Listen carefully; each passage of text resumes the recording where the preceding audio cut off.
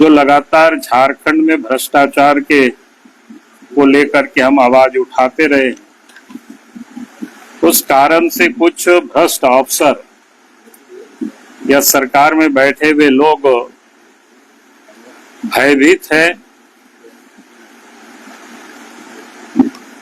क्योंकि आप सबको ध्यान में है कि लगातार भ्रष्टाचार के विरोध में हम आवाज उठाते रहे, चाहे वो शराब घोटाले का मामला हो, चाहे बालू माफिया का हो, पत्थर माफिया का हो, जमीन का हो, या कोयला या पत्थर की अवैध खनन जो होता है संगठित रूप से, उसका भी विरोध लगातार हम आवाज उठाते रहते हैं। फिर जेएससीसी हो, जीपीएससी हो, जैसे जितनी भी महत्वपूर्ण जो इस राज्य में घोटाला हुआ,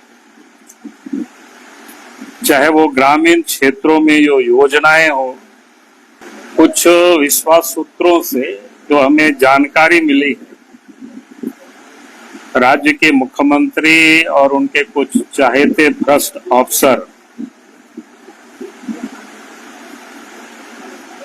लोगों ने मिल करके डराने की, धमकाने की एक प्रकार से सुपारी लोगों ने ले रखा है।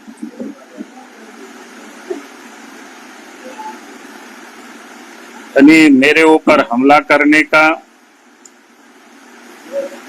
और कोई ना कोई झूठे केस मुकदमा में भी फंसाने का, इस प्रकार की साजिश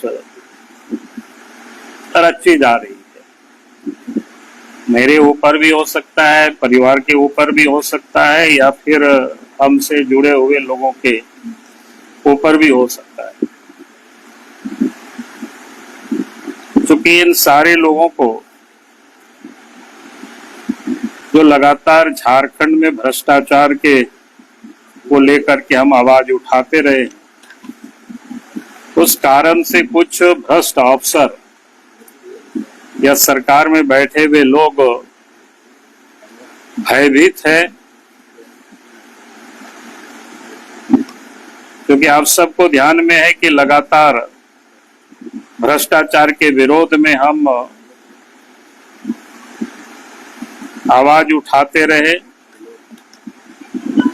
चाहे वो शराब घोटाले का मामला हो, चाहे बालू माफिया का हो, पत्थर माफिया का हो, जमीन का हो, या कोयला या पत्थर की अवैध खनन जो होता है संगठित रूप से, उसका भी विरोध लगातार हम आवाज उठाते रहते हैं। फिर जेएससीसी हो, जीपीएससी हो, जैसे जितनी भी महत्वपूर्ण जो इस राज्य में घोटाला हुआ, चाहे वो ग्रामीण क्षेत्रों में जो योजनाएं हो, जिसका यानी लगातार ये जो लूट जारी रहता है, उसके विरोध में हम आवाज उठाते रहे। और आप सब लोगों के सिर्फ संज्ञान में फिर से मैं लाना चाहता हूं, अब सबको याद है 2013 में भी सरकार हेमंत सोरेन की ही रही है। उस समय भी दुमका के शिकारीपाड़ा क्षेत्र के उग्रवादियों को सुपारी दिया गया था, और उसके बाद हमने जब उस बात का रहस्य उद्घाटन किया था इसी प्रकार के प्रेस के सामने, फिर अखबारों में छपा। उस समय झारखंड में भी यूपीए गठबंधन की सरकार थी और केंद्र में भी यूपीए गठबंधन की सरकार थी।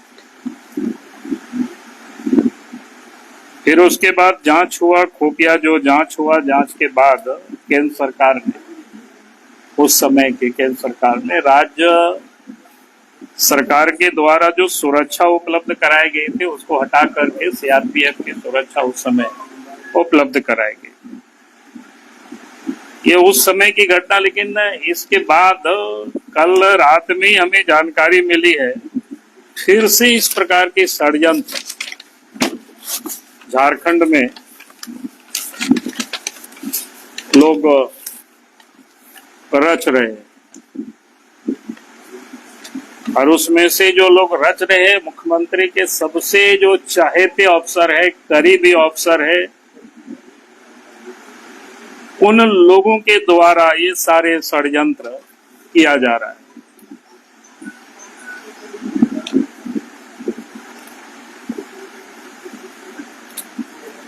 मैं इतना ही कह सकता हूं कि षड्यंत्र चाहे वो सारे लोग जितना कुछ भी करे, झारखंड में भ्रष्टाचार के विरोध में या झारखंड में जो लूट हो रही है, उसकी आवाज को तो कोई हमारी दबा नहीं सकता है। चाहे वो जितनी भी हमें कीमत क्यों नहीं करेगी, तो उसके लिए जरूरत होता है, जहां भी होगी तो सड़क पर भी उतर करके आंदोलन करेंगे। तो मैं ये कहूंगा कि आज लगा कि हम मीडिया के समक्ष ये सारे विषय को मैं रख दूं, ताकि झारखंड की जनता को भी जानकारी होनी चाहिए कि किस किस प्रकार के षड्यंत्र रचे जा रहे हैं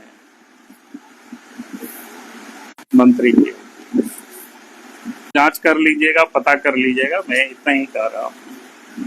और जब कोई जांच एजेंसी हमसे जब बात करेगा तो मैं जरूर बता दूंगा।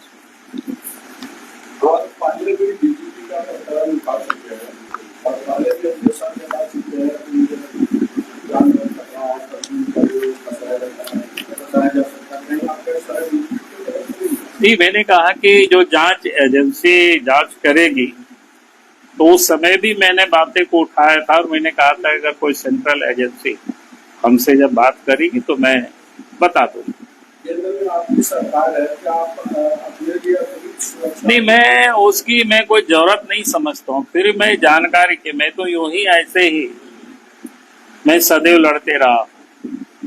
जिस वक्त मेरे पास कुछ भी सुरक्षा नहीं था, तब भी हम सरकार के गलत कामों का मैं विरोध करते रहा। और आज तो मेरे पास जितना सुरक्षा है, काफी कुछ है, मैं उसके लिए अपने लिए मैं नहीं मांगता हूँ। मुझे जो जानकारियां मिली, मैं उसको आप सब लोगों के समक्ष सिर्फ मैं शेयर कर रहा हूँ, ताकि मुझे लगा कि कोई बात को सुन करके यूं ही रख लेना, चुप रह जाना, वो ठीक नहीं है। जैसे मैंने आपको बताया 2013 में भी इस प्रकार की सूचना मिली थी। और आप सब लोगों की जानकारी के लिए आपने देखा होगा कि जब कोई भी हमें जानकारी मिलती है, और हम सरकार को भी पत्र लिखते रहे, तो आपने देखा होगा कि जिस पत्र को जब मैंने लिखा तो 1 साल या 2 साल के बाद वो पत्र की सत्यता आप सबको दिखाई पड़ा। आप साहेबगंज की घटना याद करिए। दारू को लेकर के 2022 में ही हमने मुख्यमंत्री को पत्र लिखा था। मैंने कहा था कि भाई ये घोटाला हो रहा है, इन एजेंसियों को काम देने के लिए फिर से टेंडर किया गया, और सब वही सब चीजें हुआ। कोई ऐसा नहीं है कि हम हवा में बात करते। हमारे पास भी जो तथ्य, जब कोई चीज जानकारी आती है तो उसको मैं अपने ढंग से फिल्टर करने की कोशिश करता हूँ। मेरे पास जितनी सूचना की तंत्र है उसको मैं उपयोग करता हूँ, और तब मैं पता करता हूँ कि ये जो मेरे पास सूचना आई है वो सत्य है या सत्य से करीब है या दूर है। और जब मुझे ये पता चला कि जो भी मेरे पास सूचना मिली इस प्रकार की, तो लगा कि ये बिल्कुल सत्य के करीब है, और हमें जनता से इन सारे बातों को हमें शेयर करना चाहिए। ये तो आप जनता को बता रहे हैं, लेकिन एक प्रतिपक्ष के नेता की जान को खतरा है, उसके परिवार को खतरा है, तो लगता है कि केंद्रीय एजेंसी को जांच करना चाहिए, और इसके लिए आप मांग कर रहे हैं? नहीं, मैं जांच के लिए मैं मांग नहीं कर रहा हूँ, मैंने तो सिर्फ जानकारी दे रहा हूँ, क्योंकि मेरे पास सुरक्षा तो पर्याप्त है। मैं उसको मैं कमी ये नहीं कर। हमने कहा कि वो जांच करना जिसका काम है वो जांच करेगा, लेकिन जांच करने के लिए मैं नहीं कर रहा। मैं जनता को सिर्फ बता रहा हूँ कि भाई ये चल रही है इस प्रकार की। जो भी जनता की आवाज उठाएंगे, उस आवाज को दबाने के लिए लोग सुपारी तक दे रहे हैं। राज्य में 1 जुलाई से तो नई उत्पाद नीति आने वाली है, आपको इसमें भी कोई विसंगति नजर आती है? नहीं, अभी तो उस समय देखेंगे, अभी बहुत समय बाकी है। अभी तो जिस विषय पर यहाँ मैंने कह रहा हूँ इतना ही आज मैं